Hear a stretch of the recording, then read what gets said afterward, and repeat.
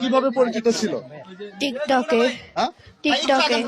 এবার জানা গেল সুবাকে নিয়ে পালানো সেই টিকটকার প্রেমিকের পরিচয়। রাজধানীর মোহাম্মদপুর থেকে নিখোঁজ আরাবী ইসলাম সুবাকে নওগাঁ থেকে উদ্ধার করেছে পুলিশ। 4 ফেব্রুয়ারি মঙ্গলবার বিকেলে আদাবর থানা ও ডিবি পুলিশের যৌথ অভিযানে তাকে উদ্ধার করা হয়। এ সময় তার প্রেমিক টিকটকার মমিনকেও আটক করা হয়েছে। এর আগে রবিবার 2 ফেব্রুয়ারি সন্ধ্যায় মায়ের ক্যান্সারের চিকিৎসার জন্য ঢাকায় এসে মোহাম্মদপুরের কৃষি মার্কেট এলাকা থেকে নিখোঁজ হয় সুবা।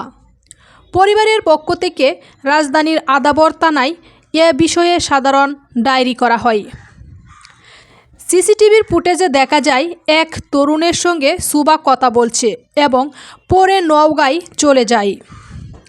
পুলিশ জানায় সুবা যে তরুণের সঙ্গে পালিয়েছিল তার নাম মমিন। সে গুলিস্তানের একটি কাপড়ের দোকানে মাসিক 7,000 টাকা বেতনে চাকরি করে। এর আগে সুবার বাবা ইমরান বলেন, সুবা বরিশালের একটি স্কুলে 6ষ্ঠ শ্রেণীতে পড়ে।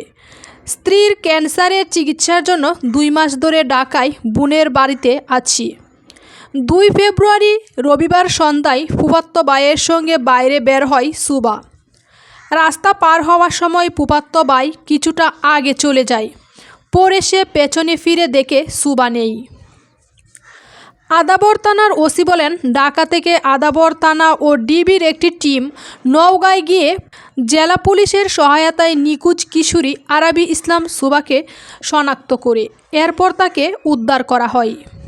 উদ্ধার হওয়ার পর সুবা গণমাধ্যমকে জানান তার সঙ্গে সেই তরুণের পরিচয় টিকটকের মাধ্যমে।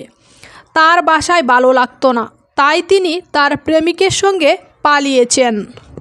ক্যান্সারে আক্রান্ত মায়ের চিকিৎসার জন্য বরিশাল থেকে ঢাকায় এসে আরাবী ইসলাম সুবা নামে 11 বছর বয়সী শিক্ষার্থী নিখোঁজ হন।